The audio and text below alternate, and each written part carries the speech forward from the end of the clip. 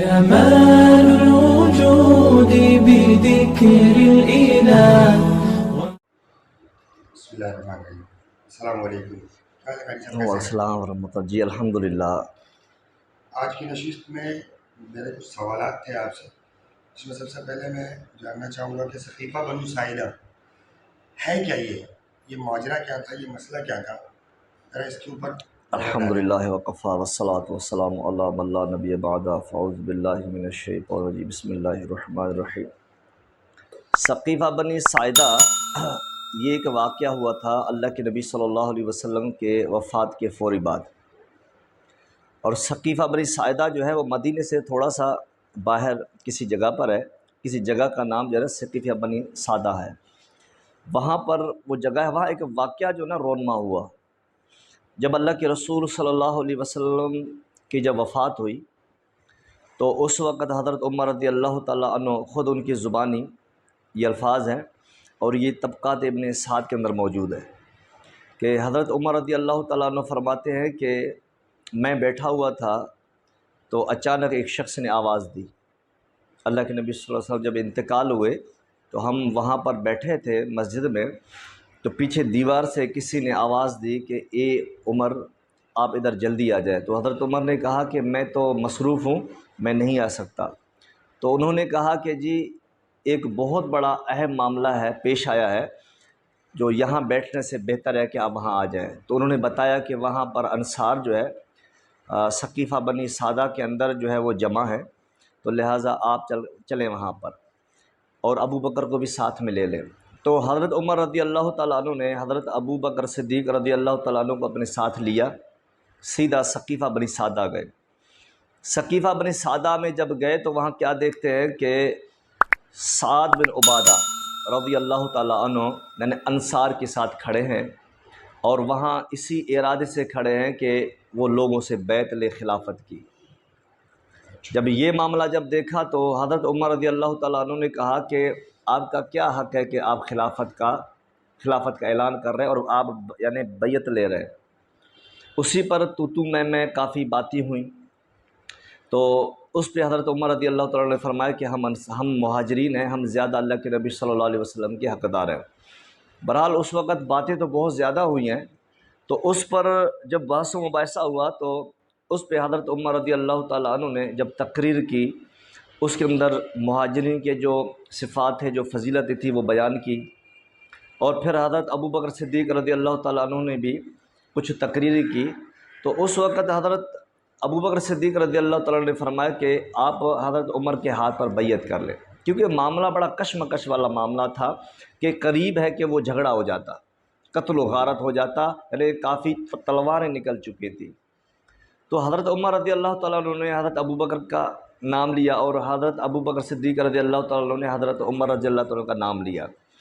اس پہ جب لوگ زیادہ جب انصار سعد بن عبادہ کی طرف جب زیادہ متوجہ ہونے لگے تو حضرت عمر رضی اللہ تعالیٰ عنہ اٹھے اور سیدھا ابو بکر صدیق رضی اللہ تعالیٰ عنہ کا ہاتھ پکڑا، اور ہاتھ پکڑتے ہی سب سے پہلے حضرت عمر رضی اللہ تعالیٰ عنہ نے ابو بکر صدیق کے ہاتھ پر بیعت کر لی، اور اعلان کر دیا کہ آپ تمام لوگ جو ہیں ابو بکر صدیق کے ہاتھ پر بیعت کر لو. اس پہ جو ہے تمام لوگ متوجہ ہوئے ابو بکر صدیق رضی اللہ تعالیٰ عنہ کی طرف، اور تمام لوگوں نے ابو بکر صدیق کی بیعت کر لی. اور یہی سقیفہ بنی ساعدہ ہے. تمام لوگوں نے، تمام اصحابہ کرام نے جو وہاں موجود تھے اللہ کے نبی کے ساتھ، ان سبوں نے کیا اس کو حضرت ابو بکر رضی اللہ تعالیٰ عنہ کو خلیفت تسلیم کر لیا تھا؟ وہاں پر جتنے بھی لوگ تھے سقیفہ بنی ساعدہ کے اندر جتنے بھی لوگ تھے تمام لوگوں نے بیعت کر لی. اس کے بعد یہ مدینے میں آئے، اور مدینے میں آنے کے بعد جو مہاجر انصار وہاں موجود تھے ان لوگوں نے بھی مسجد کے اندر بیٹھ کے حضرت ابو بکر صدیق رضی اللہ عنہ کی بیعت کر لی تھی. جی اس میں ہاں بس یہ انہوں نے تقریباً سب نے بیعت کر لی تھی وہاں پہ. اچھا، اس میں ایک سوال اور بنتا ہے کہ کیا حضرت عمر رضی اللہ تعالیٰ عنہ اور حضرت ابو بکر رضی اللہ تعالیٰ عنہ نے آپ صلی اللہ علیہ وسلم کو، چونکہ یہ سقیفہ بنو ساعدہ والا معاملہ جب ہوا تھا تو اس وقت آپ صلی اللہ علیہ وسلم تو وفات پا چکے تھے، اور یہی وجہ تھی کہ انصار وہاں پر بیٹھ کر یہ معاملات کر رہے تھے. کیا آپ صلی اللہ علیہ وسلم کو وہاں چھوڑ کر چلے گئے تھے اکیلے، حجرہ اما عائشہ کے اندر، یا پھر وہاں پر اور لوگ موجود تھے؟ اصل میں اس پہ نا کافی لوگوں کو جو ہے نا، لوگوں کو غلط فہمی میں شکار کیا جاتا ہے، فتنہ برپا کیا جاتا ہے کہ جی ابو بکر اور عمر رضی اللہ تعالیٰ عنہما نے اللہ کے نبی صلی اللہ علیہ وسلم کے لاش مبارک کو چھوڑ کے چلے گئے۔ آپ اس بات کو یوں سمجھیں کہ اللہ کے نبی صلی اللہ علیہ وسلم کے ساتھ ہزاروں کے تعداد میں صحابہ موجود تھے، اور وہاں پر ثقیفہ بنی سعدہ کے اندر ایک بہت بڑا ہنگامہ یعنی بہت بڑا ہنگامہ ہو رہا تھا۔